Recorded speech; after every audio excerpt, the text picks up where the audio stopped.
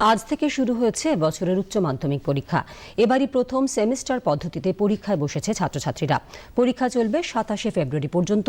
বাঁকুড়া জেলা জুড়ে চতুর্থ সেমিস্টারের পরীক্ষা সুষ্ঠুভাবে সম্পন্ন করতে সব ধরনের ব্যবস্থা নেওয়া হয়েছে। জেলা পরিদর্শক পীযূষ কান্তি বেরা জানিয়েছেন, পরীক্ষা কেন্দ্রগুলিতে রয়েছে কড়া নিরাপত্তা। আমাদের ছাত্রছাত্রী আছে ৩২,২৯৩ জন। এটা হচ্ছে তারা গত সেপ্টেম্বর মাসে সেমিস্টার 3 পরীক্ষা দিয়েছিল। এবার সেমিস্টার 4 যেটা আমাদের এইবার পশ্চিমবাংলায় চালু হয়েছে, এই পরীক্ষা সেমিস্টার পদ্ধতি ভারতবর্ষের মধ্যে প্রথম সেমিস্টার পদ্ধতি উচ্চ মাধ্যমিকে।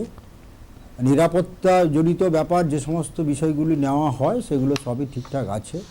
মাধ্যমিকের মতো আশা করি কোথাও সমস্যা হবে না।